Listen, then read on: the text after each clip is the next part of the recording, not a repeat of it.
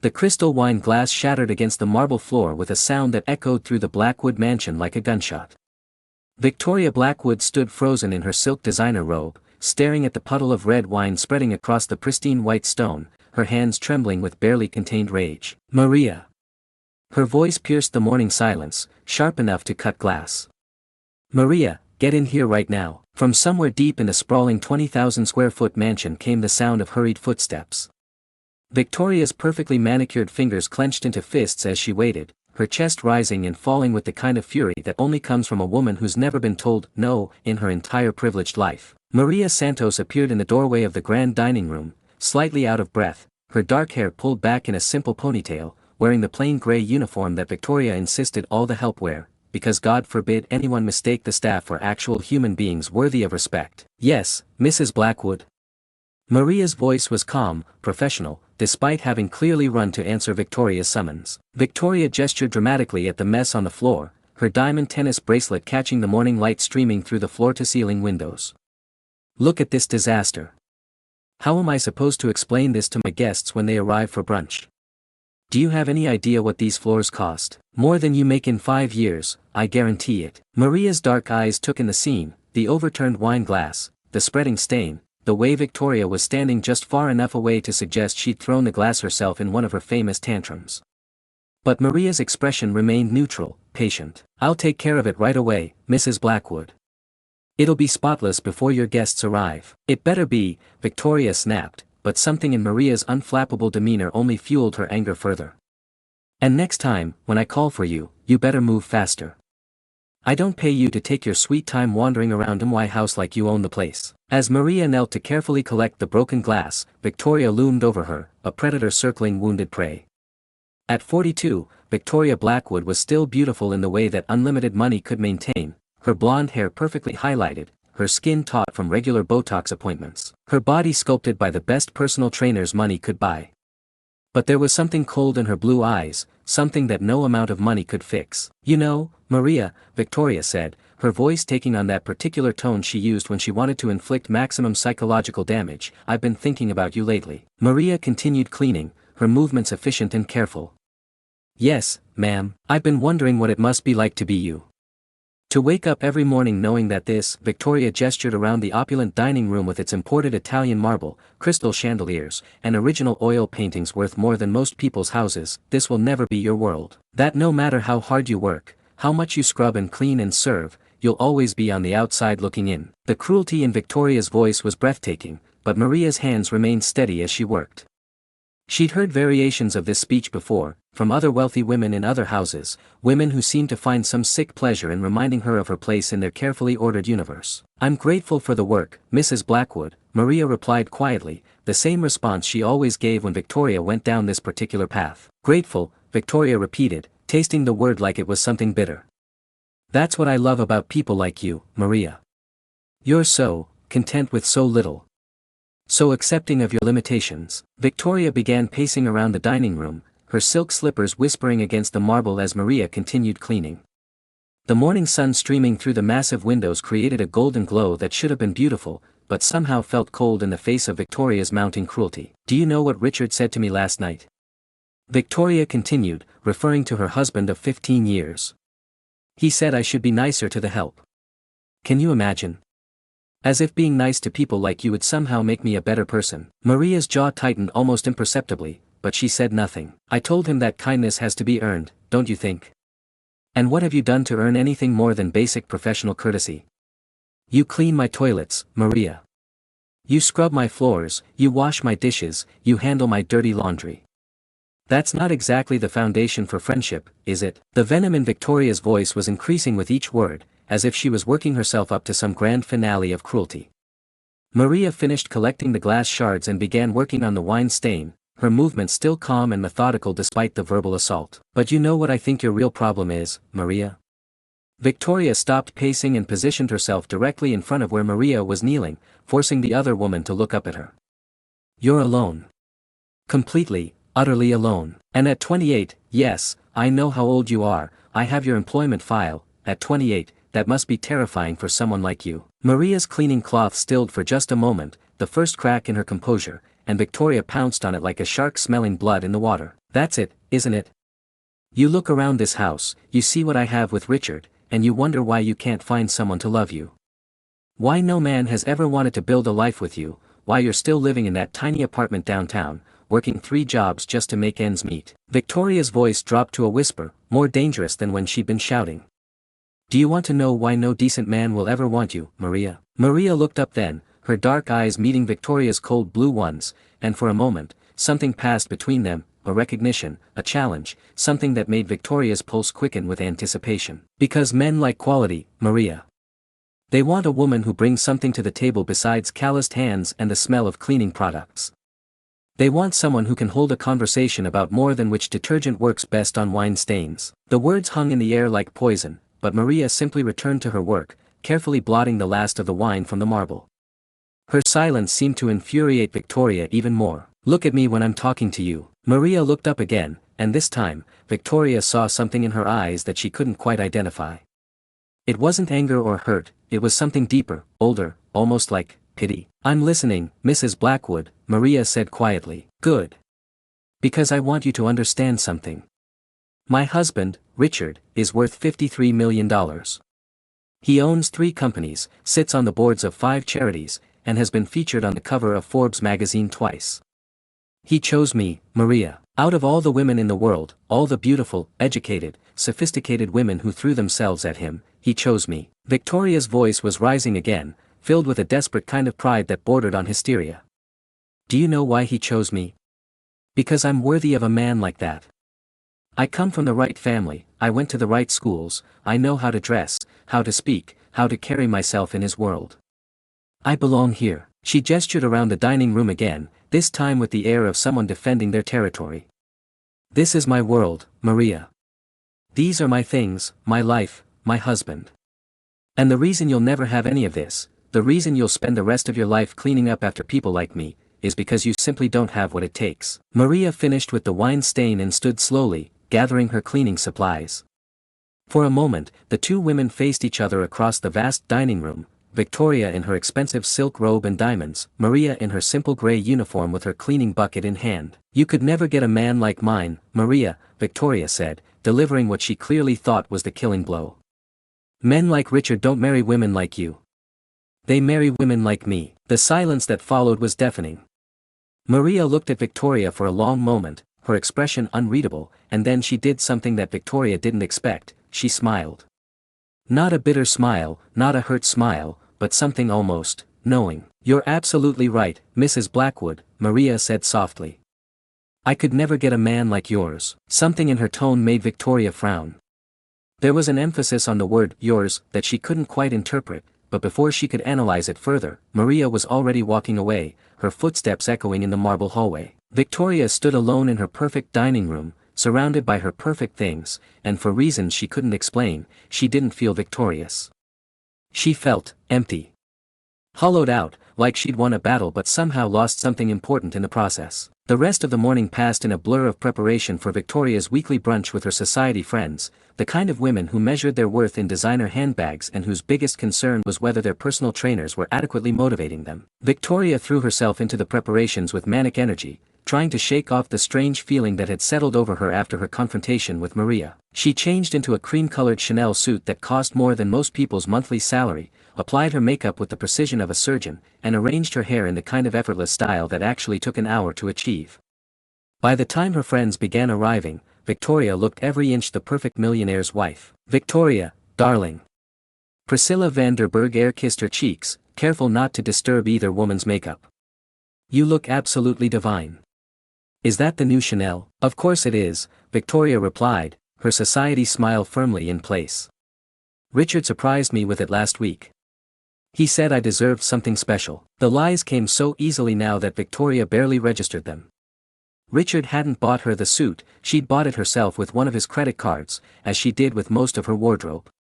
And he certainly hadn't said she deserved something special. Richard barely spoke to her at all these days, buried as he was in his work and whatever mysterious projects kept him out of the house until late in the evening. But Victoria's friends didn't need to know that. They needed to see the perfect marriage, the perfect life, the perfect woman who had it all figured out. Where's that delicious husband of yours? Asked Catherine Morrison, Victoria's oldest friend and biggest rival. I was hoping to get a glimpse of him before we start gossiping. Oh, Richard's at the office, as usual, Victoria said with a laugh that sounded just a little too bright. You know how dedicated he is to his work. Sometimes I think he loves those companies more than he loves me. Another lie, delivered with practiced ease. The truth was that Victoria had no idea where Richard was most of the time. He left early in the morning before she woke up and came home after she'd gone to bed. Their interactions had been reduced to polite exchanges about household matters and social obligations. But admitting that would mean admitting that her perfect marriage wasn't so perfect after all. As the women settled around the dining table, the same table where Victoria had humiliated Maria just hours earlier, Victoria found herself scanning the room for signs of the morning's drama. But Maria had done her job perfectly, as always. The marble gleamed, the crystal sparkled, and there wasn't a trace of the wine stain or broken glass. You have such wonderful help, commented Margaret Ashford, noting the impeccable presentation of the brunch spread. It's so hard to find good people these days. Oh, Maria's adequate, Victoria said dismissively, though something twisted in her stomach as she said it. She does what she's told, which is more than you can say for most of them. Maria? Catherine raised an eyebrow. That's an unusual name for help. Is she foreign? Hispanic, I think, Victoria replied, waving her hand as if Maria's ethnicity was of no more importance than the weather. Richard insisted we hire her. He has this thing about giving people opportunities or some such nonsense. The conversation moved on to safer topics, upcoming charity galas, vacation plans, whose children were getting into which prestigious schools. But Victoria found herself distracted, her mind drifting back to her confrontation with Maria and that strange, knowing smile. What had that been about? And why did Victoria feel like she'd missed something important, some crucial detail that would explain the odd feeling she'd had ever since? As if summoned by her thoughts, Maria appeared in the doorway, carrying a silver tray with fresh coffee and pastries. She moved silently around the table, refilling cups and replacing empty plates with the kind of invisible efficiency that Victoria usually prized in her staff. Thank you, Maria, Victoria said loudly, making sure her friends noticed how gracious she was being to the help. Ladies, this is Maria, the girl I was telling you about. Maria paused in her service, her dark eyes meeting Victoria's briefly before she nodded politely to the table. Good morning, ladies. Is there anything else I can get for you? Actually, Catherine said, studying Maria with the kind of calculating look she usually reserved for potential social threats, you seem very composed for someone in your position. Most help these days seems so scattered, so unreliable. Victoria felt a flash of irritation. She didn't like Catherine paying attention to Maria, didn't like the way her friend was studying the cleaning woman as if she were something interesting rather than just part of the furniture. Maria's learned her place quite well, Victoria said, her voice carrying a sharp edge that made Maria's shoulders tense slightly.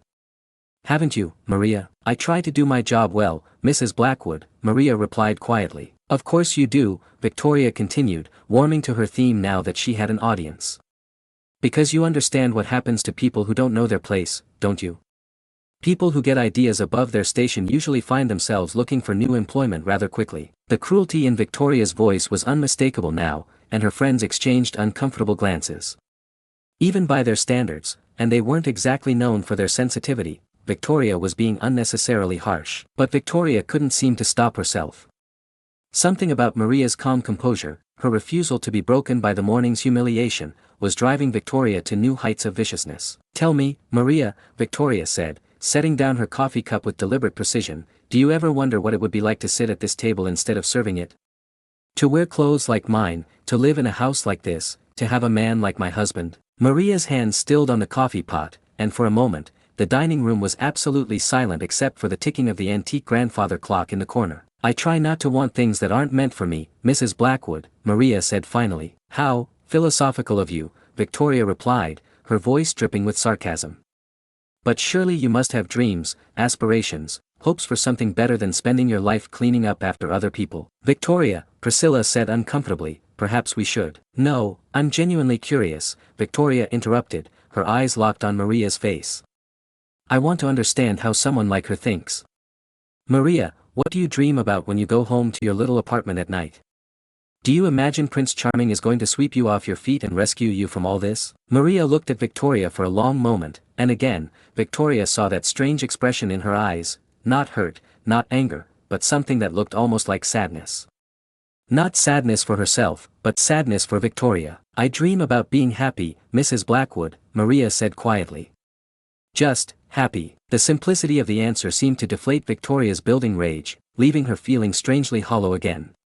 Around the table, her friends were looking increasingly uncomfortable, clearly wishing they were anywhere else. Well, Victoria said, forcing a laugh, I suppose that's achievable. For someone with such limited expectations. Maria finished serving the coffee and began gathering the empty plates. As she reached for Victoria's cup, Victoria grabbed her wrist suddenly, her manicured nails digging into Maria's skin. I want you to listen to me very carefully, Victoria said, her voice low enough that the others had to strain to hear. You seem to think you're somehow above all this, somehow better than your circumstances. But you're not. You're exactly where you belong, serving women like me, cleaning up our messes, making our lives easier. And that's all you'll ever be. Maria looked down at Victoria's hand on her wrist, then back up at Victoria's face. When she spoke, her voice was perfectly calm, but there was something in it that made Victoria's grip loosen involuntarily. Mrs. Blackwood, Maria said softly, sometimes the things we think we know for certain turn out to be the things we understand the least. Before Victoria could respond, Maria gently extracted her wrist and continued clearing the table, leaving Victoria with the uncomfortable feeling that she'd just been given a warning she was too stupid to understand. The brunch ended shortly after that, Victoria's friends clearly eager to escape the toxic atmosphere she'd created. As they said their goodbyes, Victoria could see them exchanging meaningful looks, the kind of looks that said they'd be talking about this as soon as they were out of earshot. Victoria, darling, Catherine said as she was leaving, you might want to consider being a bit more discreet with your help. That kind of behavior can reflect poorly on Richard's business reputation. The comment stung more than Victoria cared to admit. Her friend's opinion of her was one of the few things she truly valued, and she could see that she'd damaged something today that might not be easily repaired. After the last guest left, Victoria found herself alone in the dining room again, surrounded by the debris of her perfect brunch. Maria appeared silently to begin cleaning up, moving around Victoria as if she were just another piece of furniture. Maria, Victoria said suddenly. Yes, Mrs. Blackwood, what did you mean earlier? About things we think we know for certain. Maria paused in her clearing, looking at Victoria with those dark, knowing eyes. I meant that sometimes we're so sure about how the world works, about who people are and where they belong, that we stop seeing what's actually in front of us. And what exactly do you think I'm not seeing? Maria was quiet for so long that Victoria thought she wasn't going to answer. When she finally spoke, her voice was gentle, almost kind. I think you're not seeing yourself, Mrs. Blackwood. Or maybe you're seeing yourself too clearly, and that's what scares you. The words hit Victoria like a physical blow. Before she could formulate a response, Maria had gathered the last of the dishes and disappeared into the kitchen, leaving Victoria alone with her thoughts and a growing sense that the ground beneath her perfect life was shifting in ways she couldn't understand. The afternoon dragged by with excruciating slowness. Victoria tried to distract herself with shopping, with phone calls to other friends, with mindless television, but nothing could shake the strange mood that had settled over her. Every time she closed her eyes, she saw Maria's face, that calm, knowing expression that suggested she was seeing something Victoria couldn't. By evening, Victoria was pacing the marble floors of her mansion like a caged animal, her anxiety building with each passing hour. Richard would be home soon, or at least, she assumed he would be. His schedule had become so erratic lately that she never knew when to expect him. When she heard his key in the lock at 7:30, Victoria positioned herself in the foyer, determined to have a normal conversation with her husband for once. But when Richard walked through the door, she was struck by how tired he looked, how distant. How was your day? She asked, trying to inject some warmth into her voice. Fine, Richard replied without really looking at her. Long. How was your brunch? Oh, you know how it is with the girls. Same gossip, different day. Victoria watched her husband's face, looking for some sign of interest, of connection. Richard, can I ask you something? He paused in loosening his tie, finally giving her his full attention. What is it, Victoria? Why did you insist on hiring Maria specifically? I mean, there were other candidates who were more qualified. Something flickered across Richard's face, surprise, maybe, or wariness. What brought this on? I'm just curious. You seemed very particular about wanting her for the position. Richard was quiet for a moment, and Victoria could see him choosing his words carefully. She needed the work, he said finally. And she's reliable. Reliable, Victoria repeated. Is that all? What else would there be? Victoria studied her husband's face, looking for some clue to explain the strange feeling that had been growing all day. But Richard's expression was carefully neutral, giving nothing away. "I don't know," Victoria said. "It's just, there's something about her. Something that doesn't quite add up." "Like what?" "The way she carries herself. The way she speaks. She doesn't act like help." Richard's jaw tightened almost imperceptibly. "And how exactly should help act, Victoria?" There was something in his tone that made Victoria take a step back. In 15 years of marriage, Richard had rarely challenged her directly, had rarely questioned her attitudes or assumptions. But now he was looking at her with something that might have been disappointment, or even disgust. "I just meant." "I know what you meant," Richard said quietly.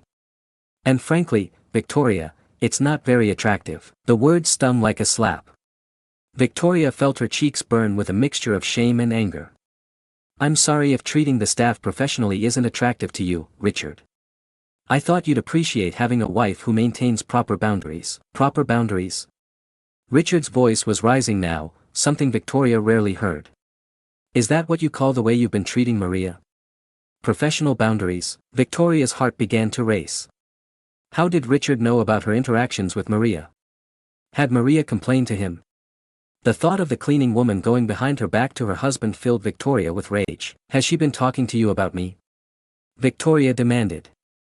"Because if that woman has been filling your head with lies about how I treat her—" "She hasn't said a word to me about you," Richard interrupted.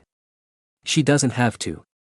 I can see for myself how you treat people you think are beneath you." "Beneath me?" Victoria's voice cracked with hysteria. "She is beneath me, Richard. She cleans our toilets. She scrubs our floors. How is acknowledging reality somehow wrong?" Richard looked at her for a long moment, and Victoria saw something die in his eyes. Whatever affection or respect he might have still held for her seemed to crumble away, leaving only sadness and disappointment. "You're right, Victoria," he said quietly. "She is beneath you.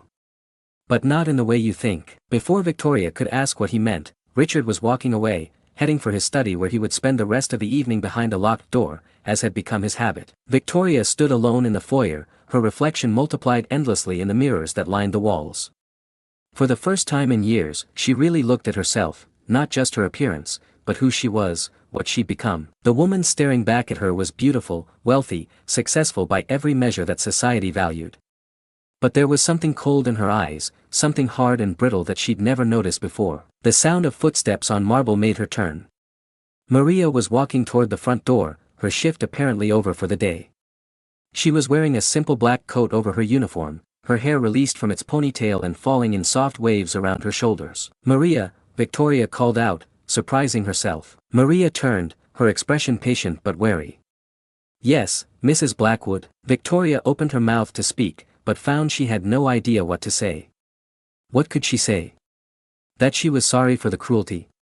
That she was confused by the growing sense that she was missing something important? That she felt like her perfect life was built on foundations she was only now realizing might be made of sand? "Never mind," Victoria said finally.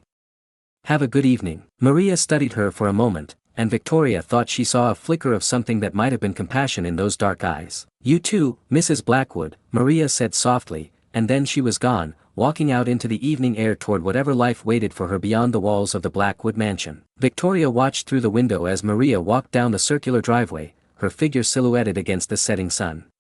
There was something graceful about the way she moved, something that spoke of inner strength and dignity that no amount of money could buy. For reasons she couldn't explain, Victoria found herself wondering what Maria's real life was like.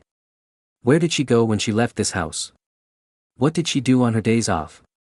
Did she have family, friends, someone who loved her for who she was rather than what she could provide? And why did Victoria suddenly feel like the answer to those questions might change everything she thought she knew about the world? As Maria reached the end of the driveway, a car pulled up, sleek, expensive, completely out of place in the context of what Victoria expected from her cleaning woman's transportation. Victoria pressed closer to the window, trying to get a better look. The driver's door opened, and a man stepped out. Even from a distance, Victoria could see that he was well-dressed, distinguished, clearly successful. He walked around to the passenger side with the easy confidence of someone completely comfortable in his own skin. Victoria's heart began to pound as recognition dawned. The silver hair, the expensive suit, the way he carried himself, it was impossible, it couldn't be, but the man opened the passenger door for Maria with the careful attention of someone who cared deeply about her comfort. As Maria slid into the leather seat, he leaned down and said something that made her smile, really smile, in a way that transformed her entire face. Victoria's legs nearly gave out as the truth hit her like a physical blow. The man helping Maria into the car, treating her with such obvious affection and respect, was Richard. Her Richard. Her husband of 15 years was picking up the cleaning woman like she was someone precious, someone important, someone who mattered. Victoria stumbled backward from the window, her mind reeling. It wasn't possible. It couldn't be possible. But as she watched the car pull away, her husband's car, with her husband behind the wheel and the cleaning woman in the passenger seat, Victoria realized that everything she thought she knew about her life had just been turned upside down. The sound of her own ragged breathing filled the silent foyer as Victoria sank onto the marble steps, her designer suit wrinkled, her perfect composure finally, completely shattered. What had Maria said earlier? That sometimes the things we think we know for certain turn out to be the things we understand the least. As Victoria sat alone in her mansion, surrounded by all the beautiful, expensive things that were supposed to define her worth, she began to understand that she might not know anything at all. Drop a comment below if this story is hitting different. What do you think is really going on here? And don't forget to subscribe and share this with someone who needs to hear that life has a way of humbling us all when we least expect it. Victoria sat on those cold marble steps for what felt like hours, her mind spinning like a broken record trying to make sense of what she'd just witnessed. The image was burned into her retinas, Richard, her Richard, opening a car door for Maria with the kind of tenderness he hadn't shown Victoria in. God, how long had it been? With shaking hands, she pulled out her phone and dialed Richard's number. It went straight to voicemail.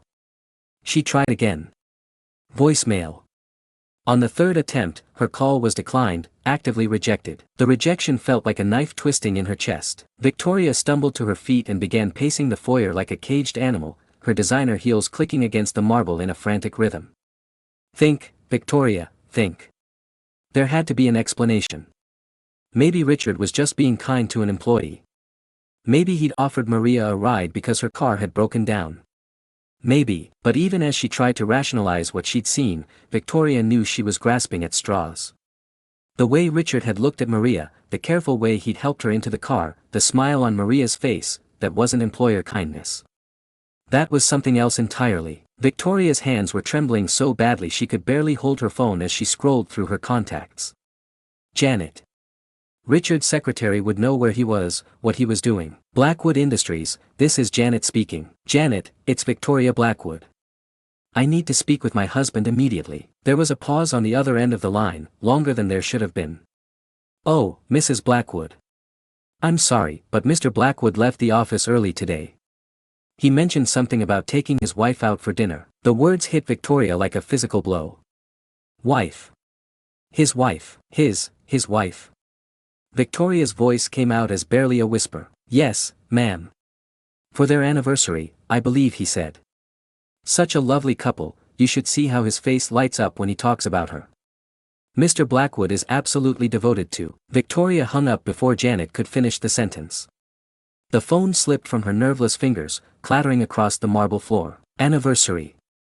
Richard was celebrating an anniversary with his wife. But Victoria was his wife.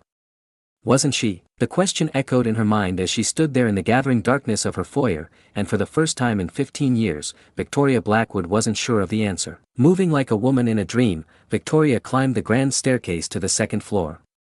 Her legs felt like lead, each step requiring enormous effort. The family photographs lining the stairway seemed to mock her as she passed, images of her and Richard at various social events, both of them smiling perfect society smiles that suddenly looked as fake as everything else in her life. Victoria headed straight for Richard's study, a room she rarely entered because it was his private domain.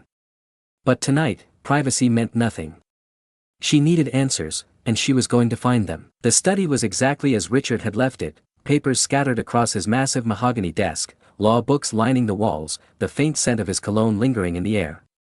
Victoria began searching frantically, pulling open drawers, rifling through files, looking for something, anything that might explain what was happening to her world. In the bottom drawer of Richard's desk, hidden beneath old contracts and legal documents, Victoria found a manila envelope with her name written on it in Richard's familiar handwriting. Her hands shook as she opened it. The first document made her blood run cold. Divorce papers. Filed 8 months ago. Papers she'd never seen, never been served with, never signed. According to the legal documents, her marriage to Richard Blackwood had been dissolved in a quiet, uncontested proceeding. But how was that possible? How could she be divorced without knowing it? Victoria's lawyer brain kicked in, scanning the documents for answers. There it was, in small print at the bottom. She'd been served via publication in a legal newspaper, the kind of service used when someone couldn't be located. But she'd been right here, in this house, the entire time. Unless she hadn't been legally entitled to be here. The next document in the envelope made everything crystal clear. A property settlement agreement, signed by Richard, giving Victoria the mansion, the cars, and a substantial monthly allowance in perpetuity. It was essentially a very generous divorce settlement, except Victoria had never agreed to it. And underneath that, the document that made Victoria's world completely collapse, a marriage certificate between Richard James Blackwood and Maria Elena Santos, dated exactly 1 year ago. Victoria's legs gave out, and she collapsed into Richard's leather chair, the documents scattered across her lap like evidence of her own stupidity. Maria wasn't just the cleaning lady. Maria was Richard's wife. His actual, legal wife, which meant Victoria was, what? What was she? With trembling fingers, Victoria picked up the last item in the envelope, a handwritten letter in Richard's neat script. Asterisk Victoria, if you're reading this, then you've finally discovered the truth I didn't have the courage to tell you face to face. I know this must be devastating, and I'm sorry for that. You deserved honesty, even if I was too much of a coward to give it to you. Our marriage ended long before Maria came into my life, though I know that won't make this any easier to understand. We've been living as strangers for years, Victoria. When was the last time we had a real conversation? When was the last time you looked at me and saw a man instead of a bank account? I met Maria 18 months ago when I was volunteering at the community center under an assumed name. I wanted to do something meaningful with my wealth, something that mattered, but I didn't want the attention that comes with being Richard Blackwood. So I became Rick Santos, just a middle-class guy who showed up every Saturday to help kids with homework and fix broken playground equipment. Maria ran that center, Victoria. She built it from nothing, funding it through 3 jobs and sheer determination because she believed those kids deserved a chance. She had no idea who I really was for 6 months. She fell in love with a man she thought made $30,000 a year and drove a 10-year-old Honda. She saw value in someone she believed was ordinary, not because of what he could give her, but because of who he was. Can you honestly say the same about why you married me? I know you're probably furious right now, probably thinking about lawyers and settlements and how to make me pay for this humiliation. But before you do that, I want you to ask yourself something. When did you stop loving me and start loving what I could provide? The house is yours, Victoria. The cars, the accounts, everything you've grown accustomed to, it's all yours. I never wanted to leave you with nothing, despite everything. You'll be financially secure for the rest of your life. But I couldn't continue living a lie, and I couldn't keep asking Maria to pretend to be our employee when she's been my wife for a year. Maria never wanted to work in our house. I asked her to, begged her to, because I needed to see you through her eyes. I needed to understand what I'd become by staying in a loveless marriage. What we'd both become. I'm not proud of the deception, Victoria. But I'm not ashamed of choosing love over convenience, either. I hope someday you'll understand. And I hope someday you'll find what Maria and I have found, someone who loves you for who you are, not what you can give them. Richard. P.S. The divorce was legal, Victoria. Your lawyer was notified by certified mail at his office address. He should have contacted you months ago. I suspect you'll want to have a conversation with him about why he didn't. Asterisk. Victoria read the letter 3 times before the words fully penetrated her consciousness. Each reading brought fresh waves of humiliation, rage, and something else, something that felt uncomfortably like recognition. When was the last time she'd looked at Richard and seen a man instead of a bank account? When was the last time she'd loved him for who he was rather than what he could provide? Victoria tried to remember their early days together, but all she could recall was being impressed by his success, his wealth, the lifestyle he could offer her. Had she ever really loved Richard Blackwood the man? Or had she only ever loved Richard Blackwood the millionaire? The sound of a car in the driveway made Victoria's heart leap with desperate hope. Maybe Richard had come home. Maybe there was still a chance to fix this, to explain, to fight for her marriage. But when she looked out the window, she saw a taxi pulling away, leaving her sister Claire walking up the driveway with a concerned expression on her face. Victoria ran downstairs, the divorce papers clutched in her hand, and threw open the front door before Claire could ring the bell. Victoria. Claire took one look at her sister's tear-streaked face and stepped inside immediately. Jesus, what happened? You look like someone died. Someone did, Victoria whispered, holding up the legal documents. Me. My life.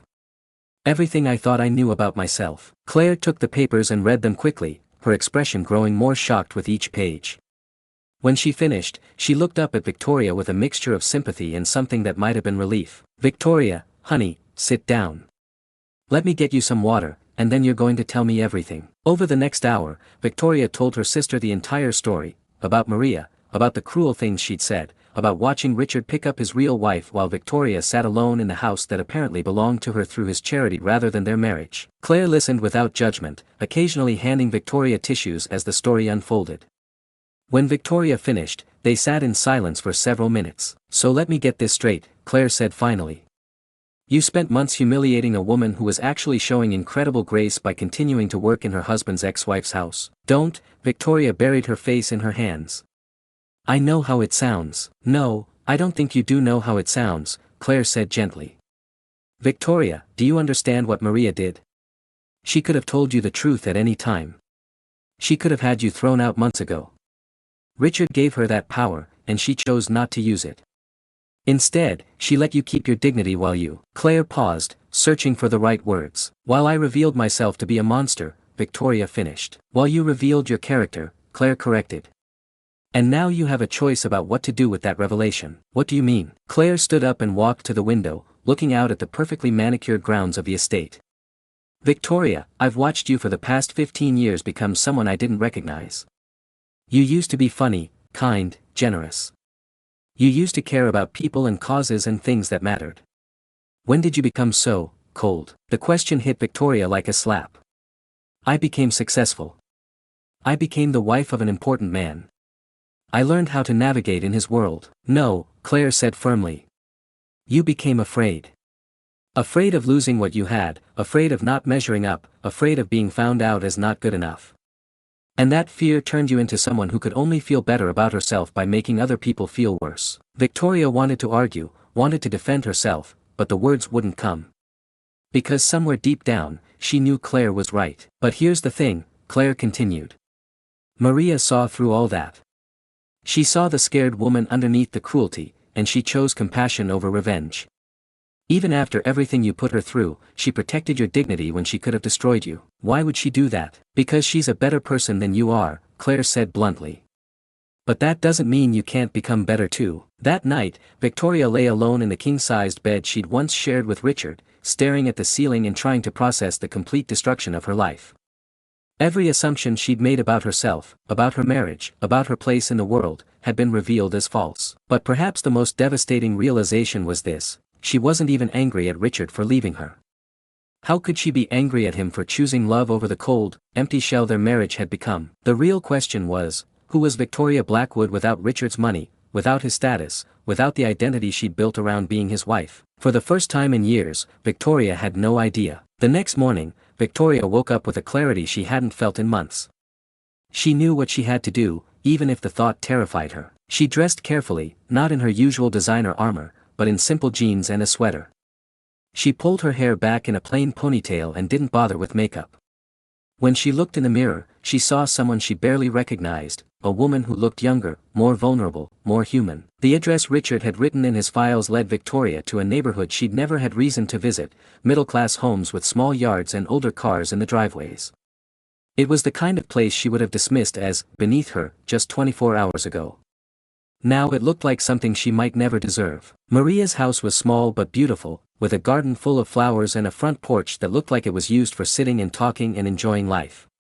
Victoria sat in her car for 10 minutes, gathering the courage to walk up those steps. When Maria answered the door, she was wearing jeans and a soft blue sweater, her hair loose around her shoulders. Without the uniform, without the careful professional mask, she was stunning in a way that had nothing to do with money or status and everything to do with inner peace. Victoria, Maria said, her voice gentle but wary. I came to apologize, Victoria said, her voice cracking. And to ask you something I have no right to ask. Maria stepped aside, inviting her in. The house was small but warm, filled with photographs and books and the kind of comfortable furniture that spoke of a life lived rather than a showplace maintained. Everything was clean and tasteful, chosen with love rather than price tags. Why didn't you tell me? Victoria asked when they were sitting in Maria's cozy living room. Why did you let me humiliate myself like that? Maria was quiet for a long moment, serving coffee in mismatched mugs that somehow seemed more elegant than Victoria's fine china. Because I hoped you'd find your own way to being a better person, Maria said finally. And because Richard asked me to be patient with you. He said you weren't always cruel, that somewhere inside was the woman he'd once cared about. But I was horrible to you. Every single day for months. Yes, you were. Maria's honesty was gentle but unflinching. But I've been poor, Victoria. Really poor. I know what desperation looks like, what fear looks like. And underneath all that cruelty, I saw a woman who was terrified of losing everything she thought defined her. Victoria broke down completely then, sobbing with a rawness that surprised them both. All the grief and shame and self-hatred she'd been holding back came pouring out in great, ugly sobs that shook her entire body. I don't know who I am without all of this, Victoria whispered through her tears. I don't know what I have to offer anyone. I don't know how to be a person worth loving. Maria moved to sit beside her on the couch, and after a moment's hesitation, put a comforting hand on Victoria's shoulder. Then maybe it's time to find out, Maria said softly. How? Victoria looked up, her face blotchy and tear-streaked. How do I even begin to become someone worth caring about? The same way everyone else does, Maria replied. By caring about other people first. Maria told Victoria about the community center, about the kids who came there after school because home wasn't safe, about the adults who came for literacy classes because they'd never had the chance to learn, about the families who relied on the food bank because minimum wage wasn't enough to survive on. We're always short-handed, Maria said. Always need volunteers. But it's not glamorous work, Victoria. It's not about getting your name on a plaque or being honored at a charity gala.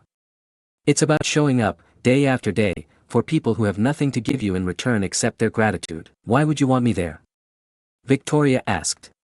After everything I've done to you? Maria looked at her for a long moment, and Victoria saw something in her eyes that she'd never expected to see, hope. Because I think the woman who showed up at my door this morning isn't the same woman who was cruel to me yesterday, Maria said. And because everyone deserves a chance to become who they're meant to be. 6 months later, Victoria Blackwood, though she'd legally changed her name back to Victoria Morrison, stood in the community center that Maria had built from nothing, wearing jeans and a t-shirt that bore the stains of honest work. Her manicured nails were short and practical now, her hands calloused from the kind of labor she'd once thought was beneath her. She was teaching reading to adults who'd never had the chance to learn properly, immigrants like the man whose courage in leaving everything behind to build a better life for his children humbled her daily, high school dropouts who'd fallen through the cracks of the system, elderly people who'd hidden their illiteracy for decades out of shame. It was the hardest work she'd ever done, and the most rewarding. Mrs. Victoria. 7-year-old Miguel ran up to her with a drawing he'd made during art class. Look what I made for you. The drawing showed a woman with yellow hair standing next to a boy with dark hair, both of them smiling under a rainbow. At the bottom, in Miguel's careful printing, it said, "Thank you for helping me read." Victoria knelt down to Miguel's level, the way Maria had taught her, and looked at the drawing with the seriousness it deserved. Miguel, this is beautiful. Thank you so much. My mama says you used to be very rich, Miguel said with the brutal honesty of childhood. Why did you come here to help us? It was a question Victoria had been asked many times over the past 6 months, and her answer had evolved as she had. Because I learned that being rich isn't the same as being wealthy, she told Miguel. And the people here have taught me what real wealth looks like. Miguel nodded as if this made perfect sense to him and ran off to show his drawing to his mother, who was taking an English class in the next room. Victoria stood up and looked around the center, at the teenagers doing homework at worn tables, at the mothers learning job skills while their children played nearby, at the elderly man who came every day just to have someone to talk to. 6 months ago, she would have seen only poverty and problems. Now she saw resilience and hope and the kind of strength that no amount of money could buy. How are you doing? Maria's voice came from behind her. Victoria turned to see her former victim, now her closest friend, approaching with 2 cups of coffee from the perpetually brewing pot in the volunteer break room. Good, Victoria said, accepting the coffee gratefully. Miguel's reading is really improving. And Mrs. Chen finally agreed to try the computer class. I meant how are you doing, Maria said with a knowing smile. Victoria considered the question seriously. 6 months ago, she would have answered based on her net worth, her social standing, her material possessions. Now she measured her worth differently. I'm happy, Victoria said, and realized as she said it that it was completely true. I'm actually, genuinely happy. I wake up every morning excited to come here, excited to see what small difference I might make in someone's day. I've never felt that before. Maria nodded, unsurprised. It shows. You look like a completely different person. Victoria glanced at her reflection in the window, hair in a practical ponytail, face free of makeup, clothes chosen for comfort rather than status. She did look different. More importantly, she felt different. I never thanked you properly, Victoria said suddenly. For what? For seeing something in me worth saving. For believing I could become better when I didn't believe it myself. Maria was quiet for a moment, watching the activity around them. Victoria, can I tell you something? Of course. The first day I met you, when Richard introduced us, you terrified me. Not because you were cruel, I'd dealt with cruel people before. You terrified me because I saw myself in you. Victoria looked at her in shock. What do you mean? I grew up poor, Victoria. Really poor. And for years, I was so angry at people who had what I didn't have. I was bitter and judgmental and convinced that wealthy people were automatically bad people because it was easier than admitting I was jealous. When I met Richard, when I realized who he was, I almost walked away because I was so sure he couldn't be good and rich at the same time. But you didn't walk away. No, because he showed me that having money doesn't make you bad any more than not having money makes you good. It's what you do with what you have that matters. And watching you these past 6 months, seeing you choose to build something instead of just tearing others down, it's been incredible. Victoria felt tears prick her eyes. I still can't believe you let me volunteer here after everything I did to you. Victoria, do you know what you've given these kids? These adults learning to read? You've given them hope that people can change, that it's never too late to become better. Some of them have been hurt by wealthy people, dismissed by people in power. But you've shown them that not everyone with privilege uses it as a weapon. As if summoned by their conversation, Richard appeared in the doorway of the community center. Victoria's breath caught in her throat. It was the first time she'd seen him since that devastating night 6 months ago. He looked good, younger somehow, the stress lines around his eyes softened. When he saw Victoria, he smiled, not the polite, distant smile she'd grown accustomed to in their marriage, but something warm and genuine. Victoria, he said, approaching them. Maria told me you've been volunteering here. I have to say, I'm impressed. Richard. Victoria felt suddenly shy, uncertain. How are you? I'm well. Very well. He glanced at Maria with such obvious love and contentment that Victoria felt a pang, not of jealousy, but of genuine happiness for them. We both are. An awkward silence fell over the three of them, the weight of their complicated history hanging in the air. Richard, Victoria said suddenly, I owe you an apology too. I was never the wife you deserved.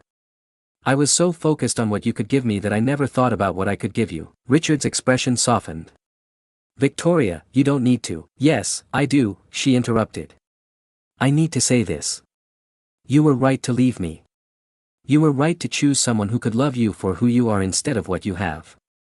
I'm sorry it took me so long to understand that. Richard looked at her for a long moment, and Victoria saw something that might have been forgiveness in his eyes. You've changed, he said simply. I've grown up, Victoria replied. Finally, Maria stepped closer to Richard, and he automatically put his arm around her, a gesture so natural, so unconscious, that it spoke of deep intimacy and connection. Victoria watched them together and felt no bitterness, only a kind of wonder at what real love looked like. Victoria, Maria said, Richard and I have been talking, and we have a proposition for you. What kind of proposition? We want to expand the center, Richard explained. Add more programs, serve more families. But we need someone to run the administrative side, someone who understands both nonprofit work and business management. Victoria's heart began to race. Are you offering me a job? We're offering you a chance to make this your life's work, Maria said. If you want it. The pay isn't much compared to what you're used to, but, yes, Victoria said immediately. Yes, absolutely yes. Richard smiled. Don't you want to know what the salary is first? Victoria looked around the center again, at Miguel practicing his letters, at Mrs. Chen nervously approaching the computer station, at all the lives being quietly transformed by hope and education and love. It doesn't matter, she said. I've learned that there are things more valuable than money. 1 year later, Victoria stood at the podium in the community center's new wing, looking out at an audience that represented the full spectrum of the city's population. Wealthy donors sat next to the families they were helping support. Business leaders shared tables with former gang members who now worked as youth counselors. Politicians who usually only appeared for photo opportunities had stayed for the entire evening, genuinely moved by the stories they'd heard. "When I first came to this center," Victoria said, her voice carrying clearly through the packed room, "I thought I was doing charity work. I thought I was helping people less fortunate than myself. I was wrong on both counts." She paused, looking out at the faces in the audience, Maria and Richard sitting in the front row, her sister Claire beaming with pride, the dozens of volunteers and program participants who had become her extended family. "I wasn't doing charity work. I was learning what community means. And the people I thought I was helping were actually helping me. They taught me that wealth isn't measured in bank accounts but in relationships. That success isn't about what you accumulate but what you contribute. That a life well lived is a life spent in service to others." Victoria's voice grew stronger, more confident. "Tonight, as we celebrate the opening of our new education wing, I want to tell you about some of the people who made this possible. Not the donors, though we're grateful for their support, but the people whose courage and determination inspired this expansion." She told them about Miguel, now 8 years old and reading at grade level, who wanted to become a teacher so he could help other kids the way the center had helped him. About Mrs. Chen, who had learned to use computers and now taught digital literacy to other seniors. About 17-year-old Marcus, who had come to the center as an angry dropout and was now a youth mentor preparing for his GED. "These are the people who built this place," Victoria said. "Not with money, but with their refusal to give up on themselves or each other.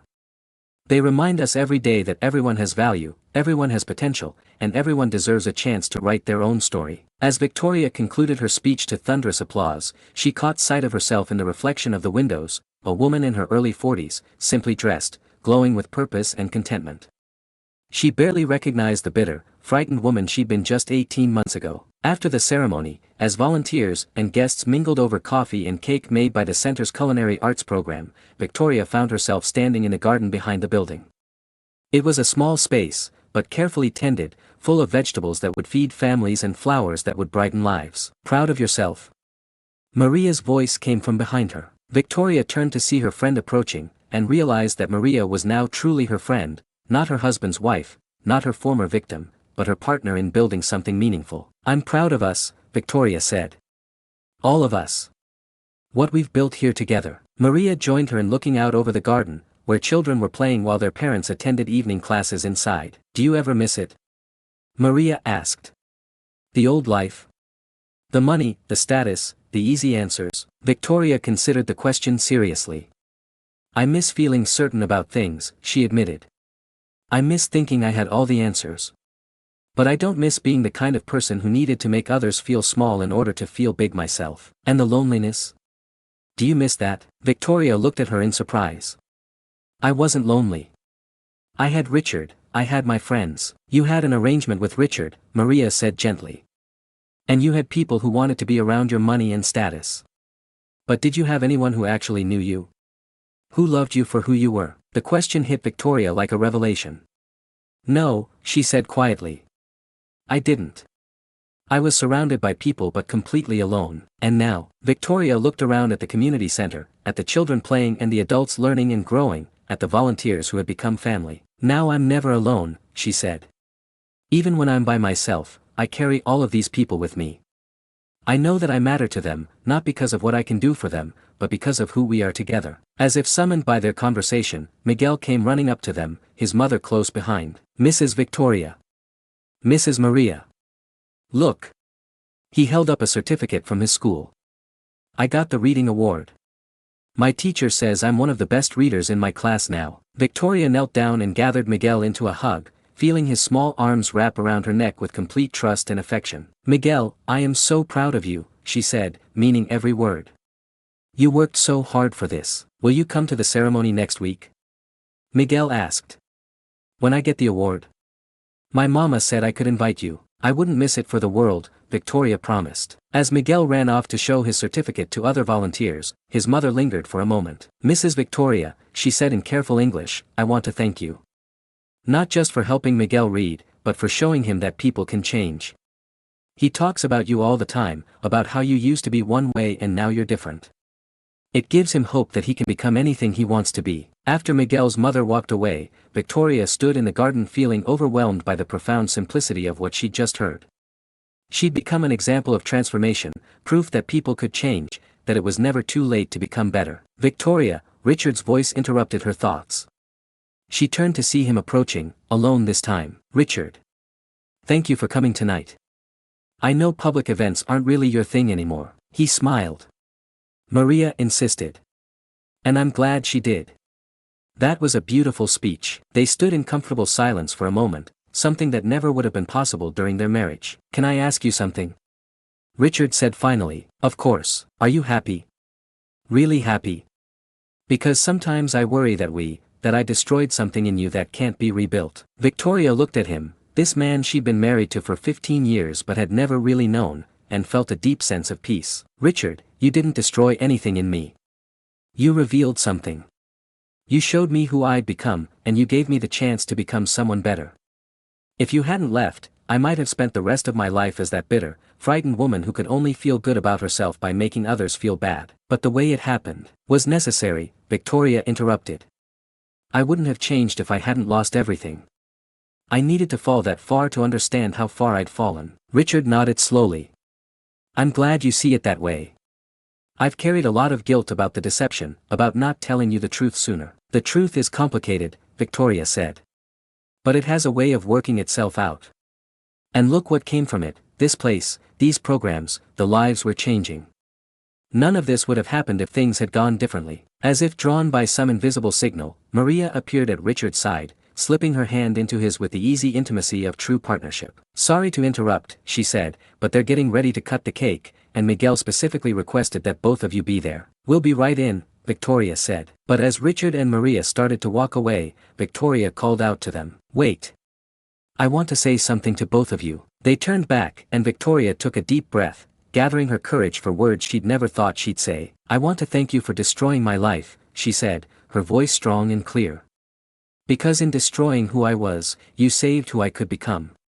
Maria, you showed me what grace looks like, what strength looks like, what it means to choose compassion over revenge. And Richard, you showed me that love isn't about possession or control, but about wanting the best for someone even when it costs you everything. Victoria's voice grew softer, more emotional. I spent 15 years married to you, Richard, and I never knew you. I spent months working alongside you, Maria, and I never saw you. But losing everything I thought mattered taught me how to see what actually does matter. She gestured toward the community center, where warm light spilled from every window and the sounds of laughter and conversation created a symphony of human connection. This is what matters. These people, this work, this chance to make a difference in the world. I would never have found this if I hadn't lost everything else first. Maria wiped tears from her eyes. Victoria, that might be the most beautiful thing anyone has ever said to us. It's the truth, Victoria replied. And I've learned that the truth, even when it hurts, is always better than the most comfortable lie. As the three of them walked back toward the community center together, Victoria felt a profound sense of completion. Not the ending of her story, but the end of one chapter and the beginning of another. Inside, Miguel was indeed waiting by the cake, practically bouncing with excitement. Mrs. Victoria. Mrs. Maria. Mr. Richard. Come on.